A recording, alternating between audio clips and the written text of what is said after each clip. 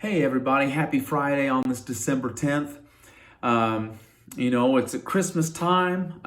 Christmas parties are going on and the family gatherings are getting scheduled and all plans and preparations are being made. We've got lights up on the house and all these preparations that we're doing. It's definitely the Christmas time.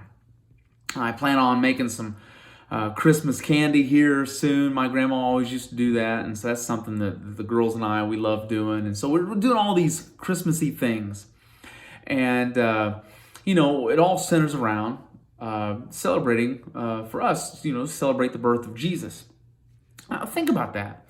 For those of us in the church, that seems pretty plausible for us.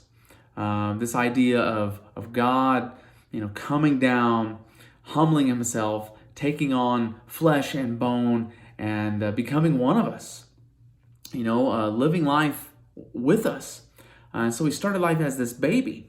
And, for those of us who have been in the church, we've studied it, it makes sense. But not many people would agree with us. They look at that story and say, man, that seems kind of out there. This lady getting pregnant from God, right? And it just doesn't make a whole lot of sense. It seems kind of filled with a lot of myth.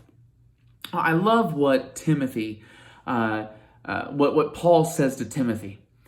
He says, set an example.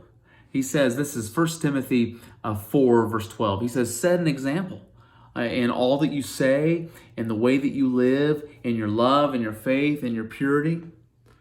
I think about those shepherds when they first were given the message by the angels that, hey, the Savior has been born. And what did they do?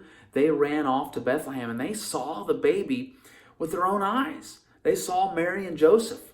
They got to talk to them. They got to, I don't know, maybe they got to touch him. I don't know. But they saw him. Well, we don't get that in today's world. And so the biggest proof of Jesus's existence is in the way that we live, in the way that we talk, in the way that we act. And Paul says, set an example. Let Jesus shine through. So I just want to encourage you with that today. Maybe there is something you're facing today and you need to be reminded, hey, set an example for the way that you talk. As you go into that tough meeting, set an example for people in the way that you talk. As you're dealing with that, maybe that frustrating person in your life, set an example in the way that you live, in the way that you treat them. Maybe you're going through a real tough time with a circumstance or with a health diagnosis or whatever it is. Set an example in your faith. Let hope reign. Let joy reign instead of sorrow, instead of despair. Or maybe you have a lot of friends and they don't believe. And, you're in the midst of hanging out with them and, easily jokes can be told, gossip can happen. Set an example for them in your purity, the way that you talk. So just think about those things. Let Jesus shine in this season more than just the lights on your house. All right. We'll talk to you soon.